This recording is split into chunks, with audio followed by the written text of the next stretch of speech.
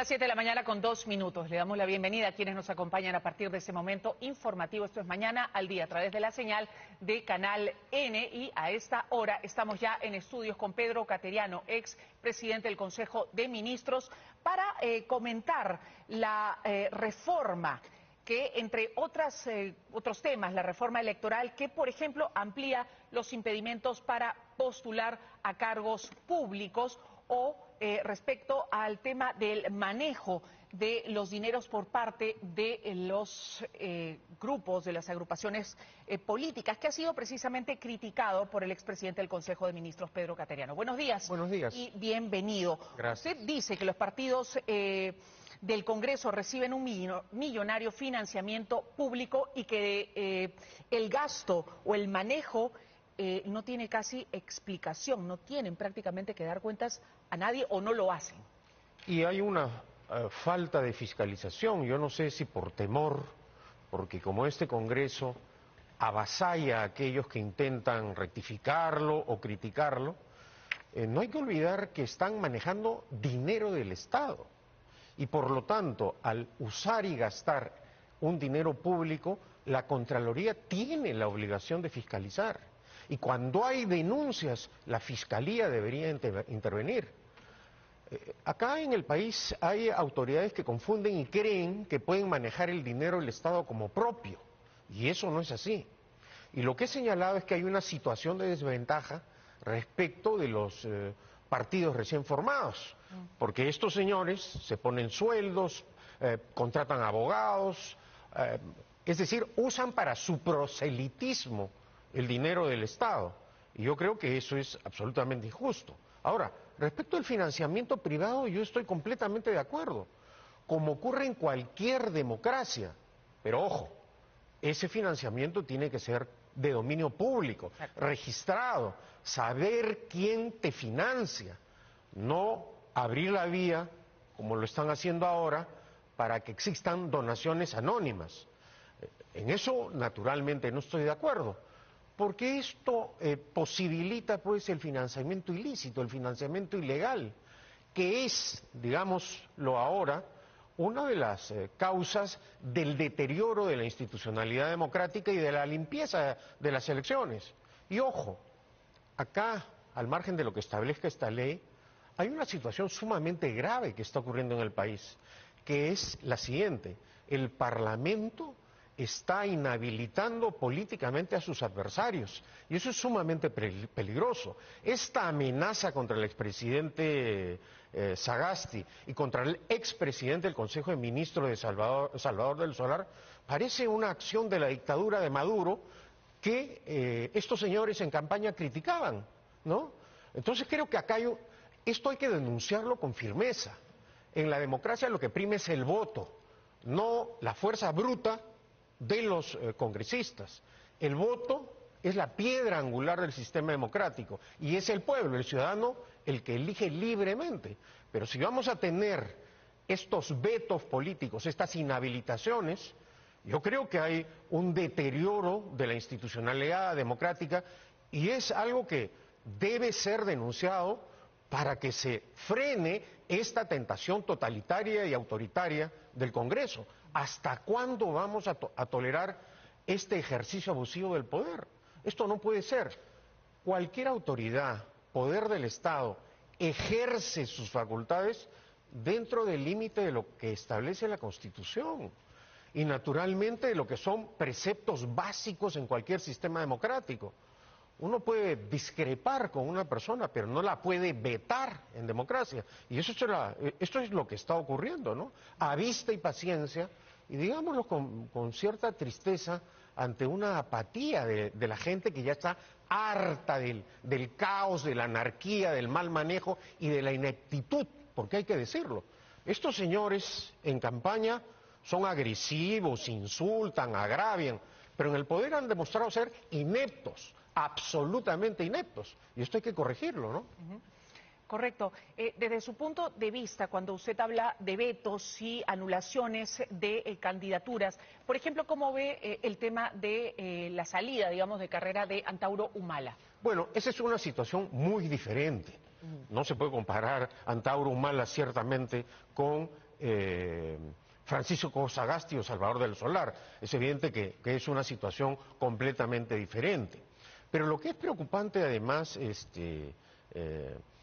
que estos debates sean precipitados, modifiquen las reglas de juego cercanamente a las elecciones, ¿no? La democracia se basa en el pluralismo ideológico y político.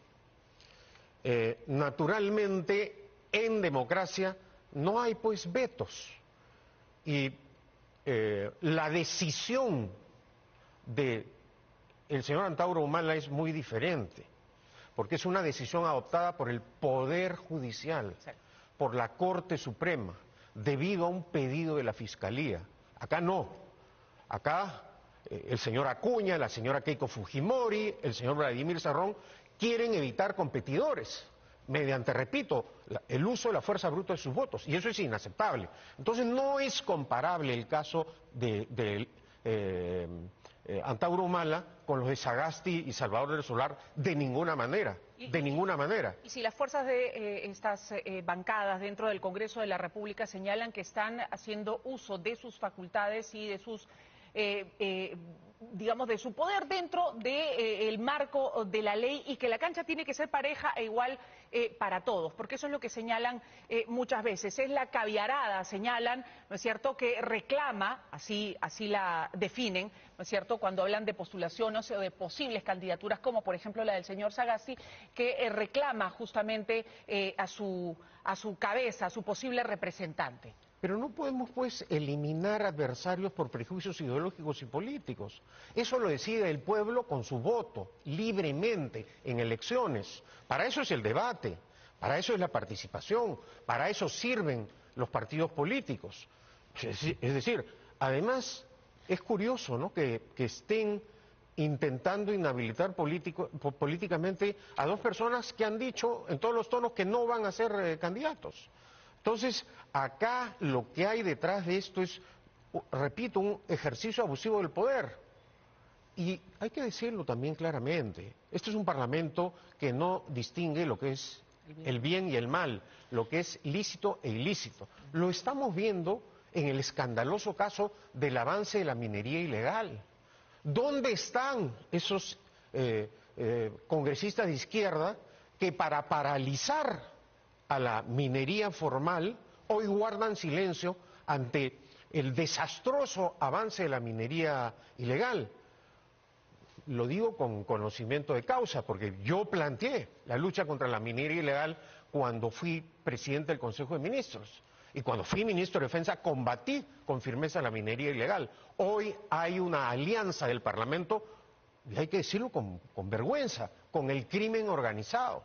Encubre actos delictivos. ¿Hasta cuándo esta protección, este blindaje político a parlamentarios, es decir, a miembros de este Congreso que han sido denunciados por la Fiscalía o anteriores?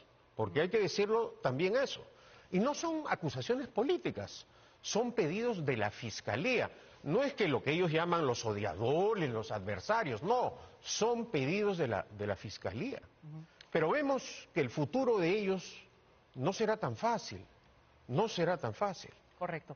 Ahora, otro tema que quisiera comentar con usted es la censura del ministro Rómulo Mucho. Por ejemplo, ¿cómo usted ve esa censura planteada desde el Congreso de la República por incapacidad y mal manejo de la crisis de mineros informales, según lo desarrollado por el Congreso de la República? Yo creo que acá es evidente que hay otra razón, hay intereses creados, hay una protección a la minería ilegal, que es lo que reiteradamente he dicho. Si en algo tuvo éxito el calamitoso y corrupto gobierno de Pedro Castillo es en haber paralizado la minería formal.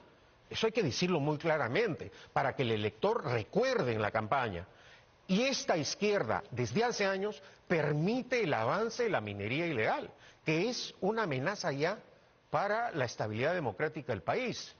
Entonces yo creo que este es el tema central, que este gobierno y el Parlamento, en complicidad, mejor dicho, con el Parlamento, está tolerando el avance incontrolable de la minería ilegal. Ahora, Pero digamos, el Ejecutivo presentó esta ley MAPE que de repente podía hacer la diferencia a largo plazo, no tan a corto plazo. Sin embargo, el Congreso le dijo no, fuera. Exacto, ahora se demoró, ¿no? Precipitadamente, a última hora, y yo creo que un rasgo distintivo en cualquier democracia es que el Parlamento debata los asuntos públicos con amplitud y con conocimiento, no de esta manera metiendo petardos y enterándonos a las 2, 3, 4 de la mañana que se aprueban los proyectos de ley o las leyes, ¿no? Eso no debería ocurrir. Y se ha vuelto casi, y esto se ha convertido casi en una situación de normalidad, ¿no? O cosas repentinas que no se dicen en la campaña, que en ningún momento se han tramitado y resulta que ahora quieren restituir, por ejemplo, la firma del ex dictador Fujimori, ¿no?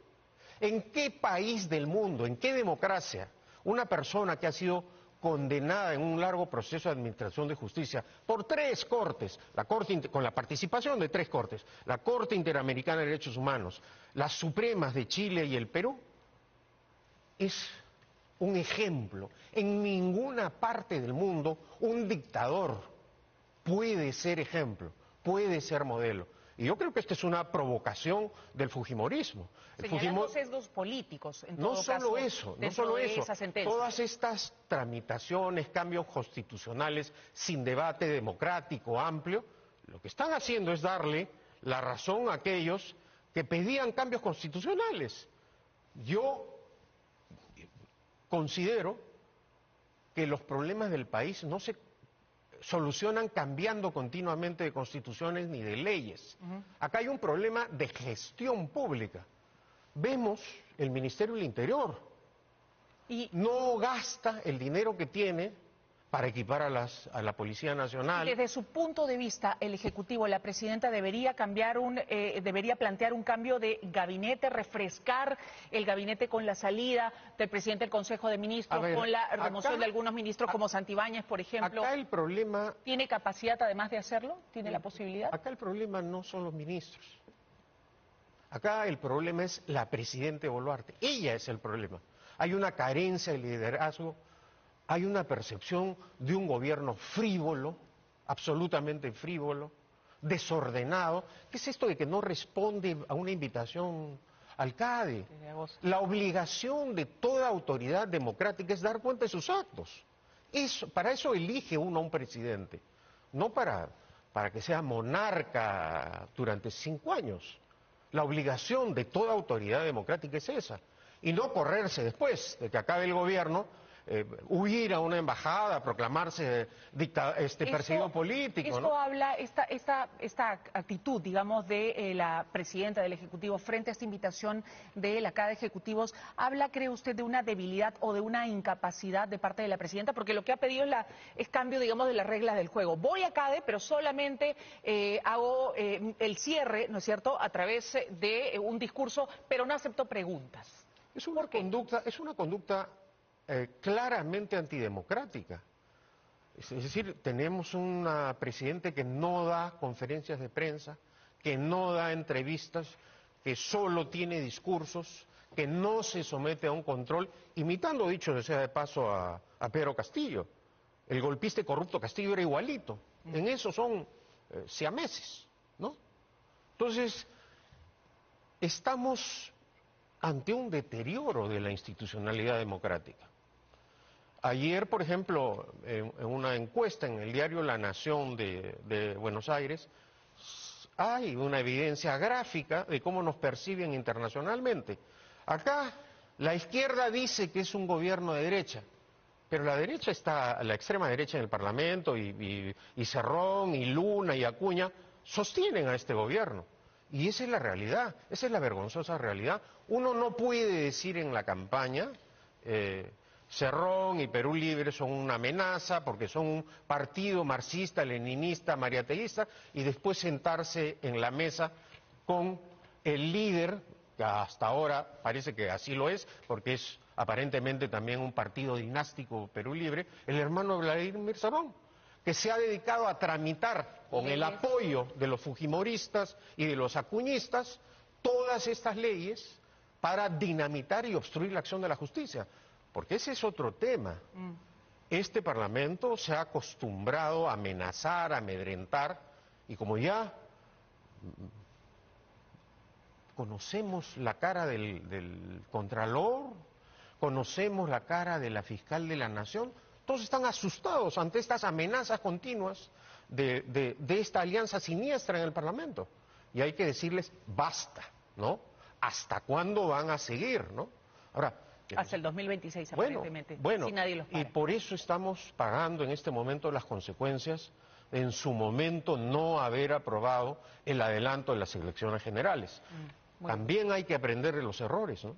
Muy bien. Y finalmente, estamos ante un partido irresponsable, improvisado.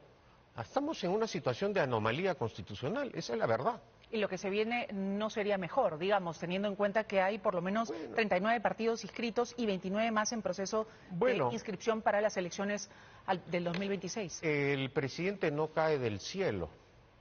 Los parlamentarios no son designados tampoco por una corte celestial, los elige el pueblo.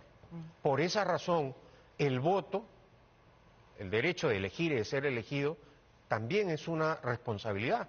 Implica un compromiso cívico con el país, un amor por lo nuestro, no elegir así con irresponsabilidad, porque si solo nos vamos a dejar llevar por la pasión, el odio, es decir, esto va a continuar. Y se hizo la advertencia en todos los tonos, ¿no es cierto?, cuando no se respetó el resultado electoral de la elección a Kuczynski, y hay que decirlo también, Kuczynski no defendió su investidura presidencial. Muy bien. Y estamos pagando las consecuencias también de ello, ¿no? Muy bien. Pedro Cateriano, expresidente del Consejo de Ministros, ha estado esta mañana con nosotros. Son las 7:19. Ahora